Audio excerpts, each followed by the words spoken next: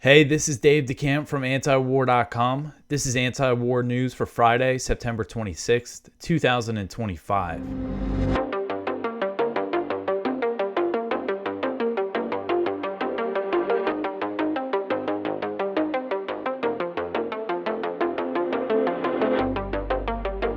All right, this episode of Anti-War News is sponsored by the Expat Money Online Summit, which returns this October. This is the third year in a row that they are sponsoring the show and that we are helping promote the event. And the Expat Money Summit is hosted by Mikkel Thorpe, the host of the Expat Money Show, a friend of ours at antiwar.com. And this free online event is packed with real strategies that you can use right now, like acquiring second residencies and citizenships, legally mitigating taxes, purchasing international real estate, setting up offshore banking, and more. This year's summit is focused on Latin America, and for very good reason, with all of the changing dynamics down there, and that is where Mikkel is based as well. So over 3 jam-packed days from October 10th to the 12th, Mikkel is bringing together top-tier experts to help you build your offshore plan B quickly and effectively in the region. Head over to expatmoneysummit.com to reserve your free ticket today. And once again, I will be speaking on one of the exclusive VIP panels. So if you want to get a VIP ticket, listeners of this show can use the code ANTIWAR for 20% off a VIP ticket, which includes lifetime replays, exclusive panels, and more. So go to expatmoneysummit.com and don't forget to use that code ANTIWAR if you want a VIP ticket for 20% off. Once again, expatmoneysummit.com. All right, the first story at the top of antiwar.com today: Americans do not want the U.S. military to oust Maduro. So the majority of Americans oppose using the U.S. military to carry out regime change in Venezuela, according to a poll from YouGov that was conducted in early September. The poll asked if the respondents would support or oppose the U.S. using military force to overthrow Venezuelan President Nicolas Maduro, and 53% said that they opposed the idea, 29% said they weren't sure, and just 18% supported it. The opposition was stronger among Democrats, with 67% opposing the use of military force for the regime change. More Republicans opposed the idea than supported it. 38% of Republicans said they opposed it. 34% said that they supported it. And when asked if they thought Venezuela would be better off if Maduro were overthrown, the majority, 68%, said that they weren't sure, which I think that just goes to show most Americans, they just don't have an interest in this, this idea of regime change, intervention in Venezuela. Opposition was even stronger when the respondents were asked about the possibility of invading Venezuela. 62% said that they opposed it, and just 16% supported it. The poll found that 74% of Democrats and 48% of Republicans opposed an invasion. When asked if they would support providing military aid for a Venezuelan effort to overthrow Maduro, 39% opposed, 29% were unsure, and 32% supported it. So it was not a majority, but more people opposed providing aid to some sort of Venezuelan forced, opposition to overthrow Maduro. So the poll found that Americans were divided over the U.S. Navy sending warships near Venezuela. Slightly more Americans opposed sending the warships, 38%, than supported it, which was 36%. And with this one, again, this is a question: do you support the U.S. Navy deployment near Venezuela? There was a sharp partisan divide with this one, more stark than the other questions, with 68% of Republicans supporting it and 62% of Democrats opposing it. So I hope you followed all those numbers there, but I think this is important. So this was published on September 12th, and I have to give a shout out to Just Foreign Policy, which is an anti-war policy group in D.C. They were the ones who drew my attention to this poll, which was published on September 12th. And I just figured it would be good to highlight because, as we've covered, U.S. officials have told the New York Times that the whole drug trafficking thing is a pretext here, and that the real goal, what they really want for Venezuela, is regime change. All right, the next one here, Rick Grenell is still in contact with the Venezuelan government. So Rick Grenell, who's a special envoy for President Trump, said this week that he remains in contact with the Venezuelan government of President Nicolas Maduro, despite soaring tensions between Washington and Caracas. After the U.S. bombed a boat off the coast of Venezuela for the first time, Maduro sent a letter to President Trump where the Venezuelan leader disputed the claims that his government was involved in drug trafficking and said he wanted talks with the U.S. and was ready to engage with Grenell. When asked about the letter and if he would engage with Maduro in an appearance on CBS Mornings, Grenell said, quote, "I've already engaged at the direction of President Trump. I've spoken to Mr. Maduro. I've gone down to Venezuela, and I continue to talk to his team," end quote. So Grenell, here's a picture of him and Maduro on January 31st, 2025. Just a little over a week after Trump's inauguration, he went to Venezuela, met with Maduro, shook his hand, and brought home 6 Americans who were detained in Venezuela. And at that time, I thought that was a good sign, a hopeful sign that even though Marco Rubio is the Secretary of State, we might have a more reasonable policy toward Venezuela. Of course, that has not been the case. And Grenell's diplomatic efforts have angered other members of the Trump administration, and there are reportedly tensions between Grenell and Rubio, who of course has long wanted regime change in Venezuela.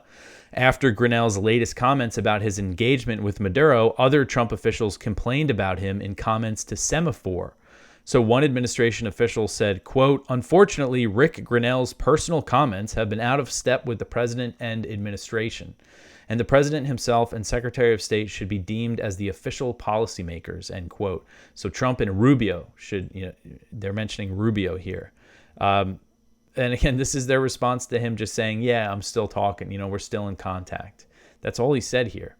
Another source close to the White House told the outlet that Grenell, quote, "appears to have created a new genre of Maduro fan fiction, where the dictator is just a good guy who's misunderstood, where drugs aren't a problem, and where providing hard currency to the world's most wanted terrorist isn't a big deal," end quote. So, of course, you just hear kind of the hysteria. You see this all the time with hawks when it comes to when it comes to Trump, actually. This is kind of familiar rhetoric that you hear about Trump talking with Putin, going to North Korea and talking with Kim, his first, not going to North Korea, but going to Asia and speaking with Kim. He did go to the demilitarized zone at one point. But again, this is just familiar rhetoric, kind of this hysteria. And Grenell's being targeted by these more hawkish members of the administration, which seems to be the majority of them, of course. So while some officials are ripping Grenell over his diplomatic efforts, Venezuela continues to cooperate with the U.S. on deportations of Venezuelan citizens. Despite the tensions, the U.S. military action, twice weekly deportation flights continue from the U.S. to Venezuela. And in his letter, Maduro suggested that the U.S. and Venezuela had resolved an issue with deportations through diplomacy that was facilitated by Grenell. Maduro said, quote, "I recall the fake news that Venezuela had refused to accept migrants back to our country, but this issue was quickly resolved and clarified in a conversation with Ambassador Richard Grenell. To date, this channel has functioned flawlessly," end quote.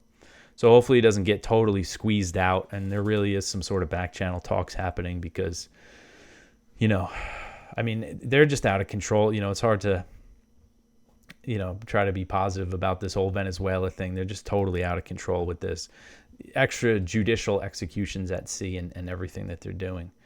All right, so the next one here, Israel launches major airstrikes on Yemeni capital. So the Israeli military launched major airstrikes on the Yemeni capital of Sana'a on Thursday, an assault that came after a Yemeni drone struck the Israeli city of Eilat. As the Houthis have vowed, their attacks on Israel will not stop until there's an end to Israel's genocidal war on Gaza. So Yemeni Health Ministry spokesman Anis al-Asbahi said the Israeli attacks targeted civilian, service, and residential facilities, causing damage to a number of homes. He said that at least 9 people were killed and 174 were wounded, but it is a preliminary death toll that's expected to rise. Among those killed were 4 children and 2 women. And I saw pictures from Al Masirah TV of children who were wounded being treated, very young children who were wounded in the strikes being treated at the hospital. And footage and photos from Al Masirah show significant damage to a residential area of Sana'a. This picture here is the aftermath of one of the strikes. The Israeli military said that the strikes on Sana'a involved 20 warplanes that dropped 65 munitions on several targets it claimed belonged to the Houthis' security and intelligence apparatus. Israeli media described the attack as Israel's largest yet on Yemen, though the IDF did recently kill 31 people at newspaper offices in Sana'a, which, according to the Committee to Protect Journalists, was the worst massacre of journalists since 2009. And how much attention has that gotten in the media? So Israeli Defense Minister Israel Katz said that Thursday's attack was the fulfillment of a threat that he made a day earlier after the Yemeni drone hit Eilat, which wounded over 20 Israelis. Katz, who has been threatening Yemen with biblical plagues, claimed that the strikes eliminated dozens of Houthi terror operatives and destroyed stockpiles of UAVs and weaponry. That is what Katz claimed. The pictures, the aftermath, show something very different. So the Houthis, officially known as Ansar Allah, have maintained a defiant tone in the face of ramped-up Israeli attacks. According to Yemen's Saba news agency, the foreign ministry of the Sana'a-based government said after the Israeli attacks that Yemen will, quote, continue to respond to the blatant Zionist aggression and will continue to teach the Zionist entity the harshest lessons, end quote. So again, they're maintaining the defiance as Israel's really ramping up the attacks. And of course, the Houthis did not back down when the U.S. was launched a very heavy bombing campaign from mid-March to early May of this year and killed over 250 civilians, brutal massacres. And it didn't achieve anything. And the U.S. essentially gave up on trying to get them to stop targeting Israel. And you just think, what would stop all this? What would stop the Yemeni attacks on Israel and Israel launching these huge bombings in Yemen? A ceasefire in Gaza, the U.S. cutting off weapons to Israel. That's what would stop all of this, bring calm to the region. All right, the next one here. The IDF kills 83 more Palestinians in Gaza over 24 hours. So Gaza's health ministry said on Thursday that Israeli forces killed at least 83 Palestinians and wounded 216 over the previous 24-hour period as U.S.-backed Israeli attacks continued across the Strip. While telling Palestinians in Gaza City to flee south, the IDF continues to launch heavy attacks on southern and central Gaza and massacre families in those areas. According to the Associated Press, an Israeli strike hit a house and a tent in the central town of Zawaida early Thursday morning, killing 12 Palestinians. Among those killed were a couple and their 5 children, along with 3 other children. So a total of 8 children. 8 out of 12 people were children. Horrific pictures and videos coming out of Gaza every single day of children. The one thing I saw today, what is it, the X account, Gaza notifications of a little girl getting her face stitched up, and she was just awake, no anesthetic, just screaming and crying. I mean, just imagine if your children had to go through those things. And this is just what the U.S. supports every single day. Every single day we see these massacres of kids.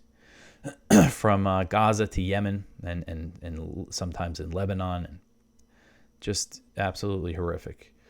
So the AP report said that in Deir el-Bala, central Gaza, an Israeli strike in a tent killed a girl and wounded several other people. In the southern city of Khan Yunis, an Israeli strike hit an apartment building, killing a man, his pregnant wife, and their 10-year-old child, and another female relative. Meanwhile, in Gaza City, Reuters reported that Israeli forces deepened their offensive into the city. Israel's goals involve cleansing the city of its Palestinian population and razing every building to the ground. Palestinian officials say that there's still over 900,000 people in the city. And we've seen claims from Trump and Witkoff that, some kind of deal is going to be close, but there's just no reason for me to believe them. I mean, I want to have hope that a breakthrough could happen, that there's something going on behind the scenes that we don't know about. But they've just been saying this all along. It's literally just Biden 2.0, like, oh, yeah, we're going to, reach a deal, but there's just no pressure on Israel and on Netanyahu. All right, so the next one here, global Sumud Flotilla receives warnings of imminent Israeli attack. So this article is from the Cradle. So several governments have warned their citizens participating in the global Sumud flotilla of an imminent Israeli attack, according to statements by the flotilla's organizers on September 25th. The aid convoy made up of dozens of ships attempting to break the blockade of Gaza, sailed overnight through Greek waters and is expected to enter international waters within hours. Activists reported that drones hovered over one of the boats. And so they're seeing drone activity, and there's warnings that they might come under a major Israeli attack. Italy and Spain have deployed ships. Italy's Prime Minister, Meloni, she's saying that the activists should give the aid to Italy, and then they'll give it to Israel. Or actually, I think what she is proposing is that they could hand over the aid to Cyprus, and then the Latin Patriarchate of Jerusalem could deliver it to Gaza. But they are determined to try to break the starvation blockade. And of course, I mean, there's just no reason to trust that Israel's going to let any aid in. I mean, they've been starving people this whole time. So we'll see. Definitely keep an eye on the flotilla this weekend, because it seems like they're going to get pretty close in the next couple days here, and there are Americans on board. All right, so the next one here, Trump claims he won't allow West Bank annexation. So President Trump said on Thursday that he will not allow Israel to annex the Israeli-occupied West Bank, comments that came after he reportedly made such a pledge during a meeting with Arab and Muslim officials on the sidelines of the UN General Assembly in New York. This is what he said in the Oval Office, quote, "I will not allow Israel to annex the West Bank. It's not going to happen. I'm not allowing Israel to annex the West Bank. There's been enough. It's time to stop now," end quote. So Israeli officials, of course, have been discussing the idea of annexing parts of the West Bank in response to several Western countries recognizing a Palestinian state. While some Trump officials have signaled the U.S. would not oppose the plan, a senior Israeli official told the Times of Israel that the Trump administration has privately cautioned against the idea. However, the official said that Israel did not feel that the warning marked an end to the discussion, and said that Netanyahu will bring it up and discuss it with Trump when he visits the White House next week for his fourth time this year. So the Israelis are saying the conversation's not over. Also on Thursday, Israeli Foreign Minister Gideon Sa'ar said that Israel won't consider annexing parts of the West Bank administered by the Palestinian Authority, but may implement Israeli law on Jewish settlements, which are illegal under international law. Sa'ar said, quote, "There is no intention of discussing the annexation of Palestinian Authority territories because we don't want to control the Palestinians. What can be discussed but hasn't yet been decided is implementing Israeli law on the Israeli communities located there and not under the Palestinian Authority," end quote. So he's saying we don't want to control the Palestinians, even though they control their lives, under this military occupation. What he means there is we don't want the Palestinians. I mean, maybe I shouldn't laugh, but they've just been so upfront lately with the rhetoric, especially Smotrich. He presented this plan, which he called maximize the land with minimal Arabs. The reason that they haven't officially annexed the West Bank yet is because they don't want to have to be responsible for the Palestinians. They don't want them to get voting rights. That's their big issue right now. And while Israel hasn't formally annexed the West Bank and may not, they're continuing to expand the settlements, which is de facto annexation. That is taking the Palestinian land, and in this big E1 project, they have to forcibly displace. Mondo Weiss just had a report on this. Thousands of Palestinians who are in their way. So the slow de facto annexation continues regardless of whether or not they officially declare parts of the West Bank as a part of Israel. All right, so the next one here, Microsoft revokes cloud services from Israel's Unit 8200. So this is some good news here from 972 magazine. This was reported by several other outlets. So Microsoft has terminated the Israeli army's access to technology it was using to store vast troves of intelligence on Palestinian civilians in the West Bank and Gaza. The tech giant informed Israel's defense ministry in a letter late last week, according to The Guardian. The decision followed an expose last month by 972 magazine, local call, and The Guardian, revealing how Unit 8200, the Israeli army's elite cyber warfare agency, was housing intercepted recordings of millions of mobile phone calls by Palestinians on Microsoft's cloud platform, Azure, creating one of the world's most intrusive collections of surveillance data over a single population group. According to the joint investigation, this data has been used over the past 2 years to plan lethal Israeli airstrikes in Gaza, as well as to arrest Palestinians in the West Bank. So this is pretty significant. Great journalism that has led to Microsoft ending their use of their technology like this. It said that the company had launched an urgent external inquiry following the expose, finding that the Israeli army had violated Microsoft's terms of services by utilizing its cloud platform to store the surveillance trove. According to The Guardian, the letter stated that because the company identified evidence in support of our reporting, it had decided to suspend the storage and AI services connected to the project under review. It added that Microsoft is not in the business of facilitating the mass surveillance of civilians. And of course, there's other tech companies completely complicit and cooperative and with the genocide in Gaza. So hopefully exposing more of it can lead to more stuff like this. All right, so the next one here, Zelensky meets Syria's Sharaa in New York. So worlds collided in New York. This was on Wednesday that they met. Syria's new de facto president, Ahmed al-Sharaa, formerly Abu Muhammad al-Julani, the former al-Qaeda commander, met with Volodymyr Zelensky, the president of Ukraine. And they normalized relations. So Ukraine and Syria have reestablished diplomatic relations. I believe Ukraine severed them over Assad's relations with Russia. And they were very happy to see each other, these two. And if you remember at the time when the offensive that ousted Assad started, there was reporting that I covered that Ukrainian intelligence had provided drones and training to HTS, to this Al-Qaeda group that, they renounced their ties to Al-Qaeda back in 2016, but that's their origins. And one of the groups that they supported was the Turkestan Islamic Party that they gave drones to, according to the Ukrainian media reports.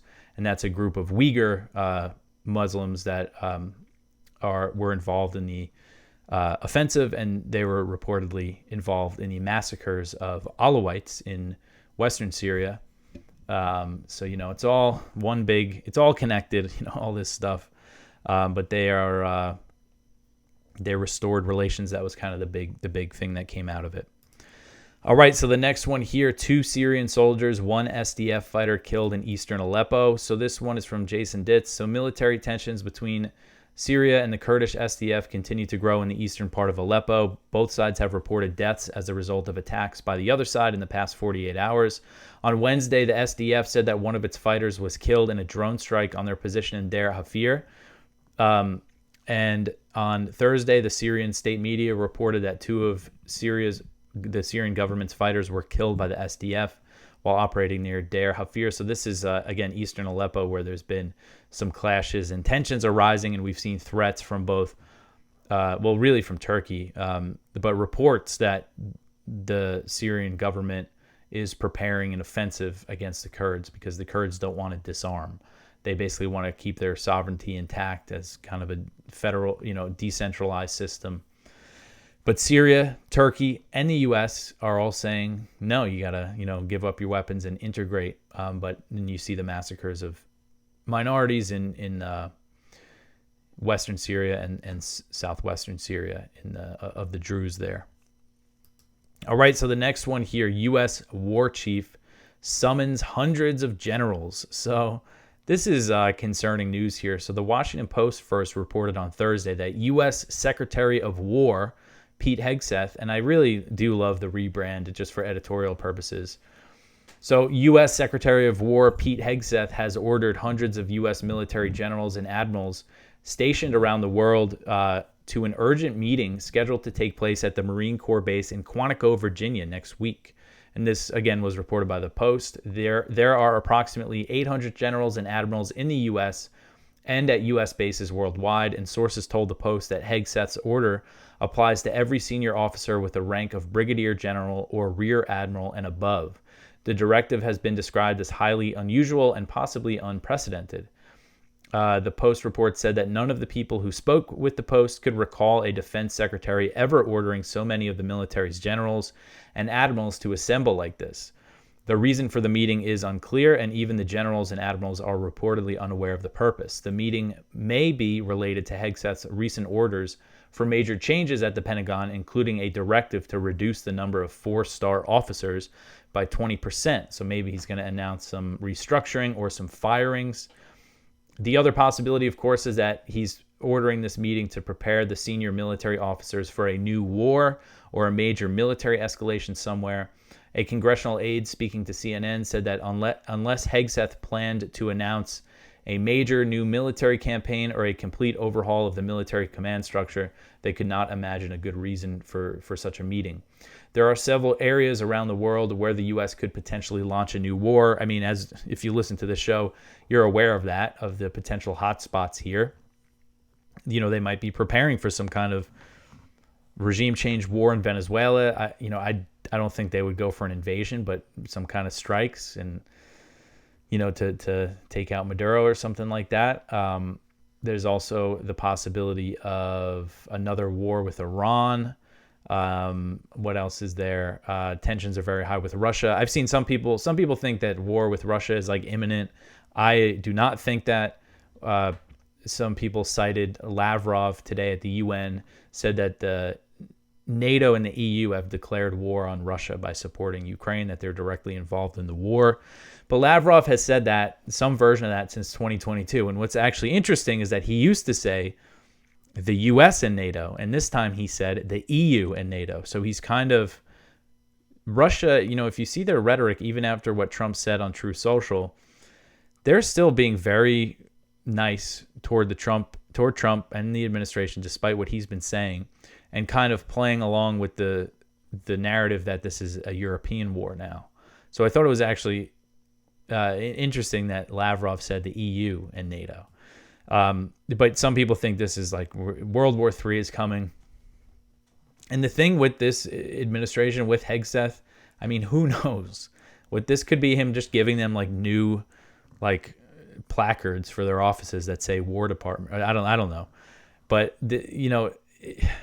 who knows what's going to happen here?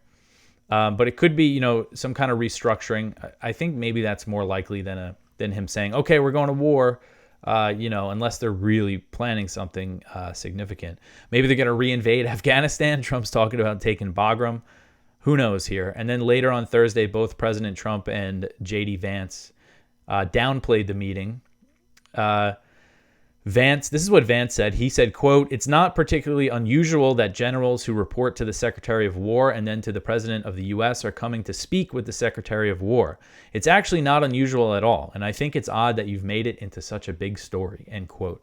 Which, I mean, what is he, obviously this is a big story. This is a big meeting. He's calling all the generals from across the world, stationed wherever they are, to come to the U.S. and hold a meeting with him. That is unusual, whether he says it is or not. But we'll see. Hopefully it's just related to command structure and not, a new war. The last story here, Russia is awaiting a U.S. response on New START. So Kremlin spokesman Dmitry Peskov said on Thursday that Russia was awaiting the U.S.'s response to Russian President Vladimir Putin's offer to extend the New START treaty for 1 year. The New START treaty limits the number of nuclear warheads and delivery systems that the U.S. and Russia can deploy and is set to expire in February 2026. So as I covered on Monday, Putin offered to extend the treaty for a year to give room to negotiate a replacement, because if this thing expires without one, then there's no nuclear arms control treaty between the U.S. All limits are off on the deployment of their warheads. The treaty limits the deployment of nuclear warheads at about 1,500. Which, if you ask me, that's way too high. But, if that limit is gone, then there's just no constraints. So hopefully there is some kind of diplomatic movement here with this offer for some progress on arms control. But that is it for the news for today. Please go check out our viewpoints. One from Yasmin Abu Shamala. Israel killed my spouse. Now I raise alone a son who will never have a father. One from Doug Bandow. Europe surrenders to Trump. One from Assad Abu Khalil. Israel's Qatar attack rattles the Gulf. One from Ted Snyder. Is a deal with Iran possible? And our spotlight from Ari Paul. Trump turns Pentagon into Department of War on First Amendment. So please go check that out. Another thing, if you go into the blog, there's an interview that I did on the Unfettered Speech podcast with Leonard Goodman and Patrick Sullivan of Integrity Media, which is a relatively new organization that's helping out a lot of independent media. And they put on that event that I went to in Chicago, the Integrity Media Awards. Scott Horton was honored there. So go check that out. I talk about my background, how I got to where I am, and a little bit about antiwar.com. Some things I rarely get to talk about. So go check that out. I'll put the link in the description if I remember. I'm going to try to remember it, because one of my pet peeves is when I listen to a show or watch something on YouTube and they say, "Oh, I'll put that in that link in the description," and then I go and it's not there. So now, after making this little rant about it, I have to put the link there. But anyway, that's it for me for today. This is the last show of the week. I hope everybody has a good weekend. We'll keep an eye on the Flotilla this weekend. I certainly am worried about the fate of the people on board there. But anyway, that's it. I will be back in a few days. Thanks for listening.